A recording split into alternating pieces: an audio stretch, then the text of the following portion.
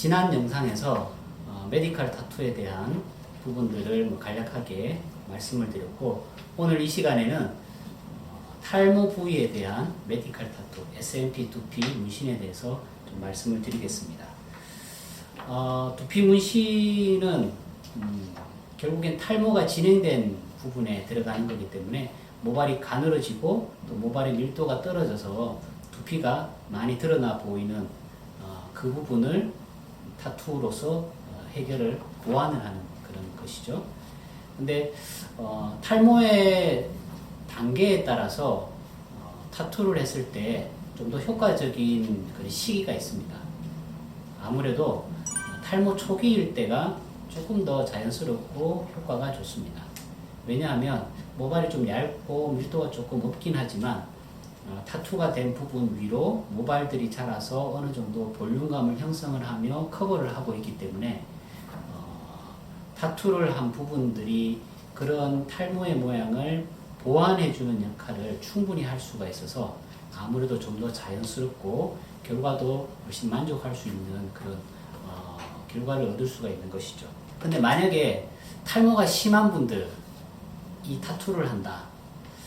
그러면 타투를 하더라도 사실 그 부분을 이렇게 채워줄 수 있는, 가려줄 수 있는 모발들, 볼륨감을 이루어줄 수 있는 모발들이 사실은 없죠. 그렇기 때문에 타투를 하면 오히려 타투된 느낌이 사실 부각이 될 수가 있습니다. 그래서 그 부분이 어떻게 보면 좀 부자연스럽게 느껴지실 수도 있죠.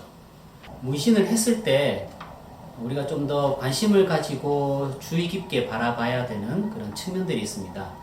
그것은 타투의 지속 시간, 그리고 타투 잉크가 변색되는 그런 부분들인데요. 시간이 지나면 타투는 약간 좀 번지고, 그리고 색깔이 옅어지면서 조금은 검은색에서 좀 푸른색으로 이제 바뀌게 되는 것이죠. 그래서 시간이 지나면 또 탈모도 조금씩 더 진행이 되게 되니까 타투한 부분들이 조금 더 보기 좋지 않게 자연스럽지 않은 모양으로 바뀌게 되는 것이죠.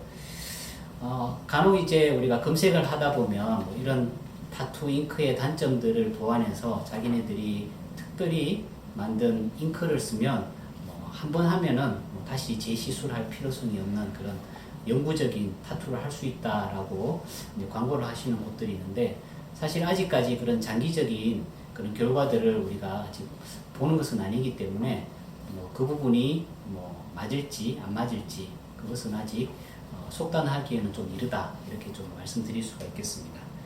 그리고 그렇기 때문에 이제 일정한 시간이 지나게 되면 타투한 부분을 다시 재시술을 해서 보강을 하거나, 또는 이전에 했던 타투가 불만족스럽고 마음에 들지 않는다면 레이저를 통해서 제거를 한다든지 그렇게 해야 될 필요성도 있죠. 타투 시술이 모발 이식보다 탈모를 보완해주는 그런 관점에서는 비용도 좀 저렴한 편이고 시술도 좀 간단하다, 이런 측면에서는 장점이 있을 수는 있지만 분명히 그 한계성들은 사실 가지고 있고요. 또 현행법상 의료법으로는 타투가 의료행위에 지금 분류가 되어 있기 때문에 사실 의료기관이 아닌 곳에서 시술을 받는 것은 사실 불법으로 지금 규정이 되어 있습니다.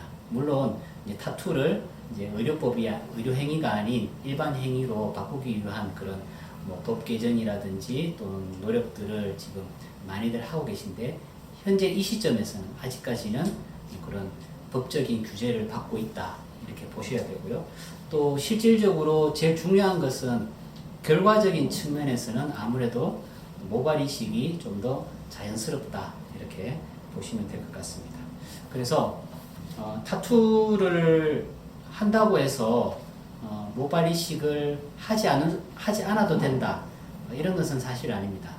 더더욱이 타투를 함으로 해서 우리가 모발 이식뿐만이 아니라 탈모 치료를 할 수 있는 그 시기를 놓치게 된다면 이건 사실 또 다른 큰 문제가 되는 것입니다. 그렇기 때문에 탈모가 있으셔서 타투를 고민을 하신다면은 타투에 대한 그런 장점과 또 부작용에 따른 그런 장기적인 문제점들을 또한 조금 알아주셨으면 하고요. 그리고 탈모 치료에 대한 전문 병원을 방문을 하셔서 앞으로 탈모 치료에 대한 부분들, 물론 타투를 포함해서 다른 의학적인 방법들까지 한번 상의를 받아보시는 것이 좋겠습니다.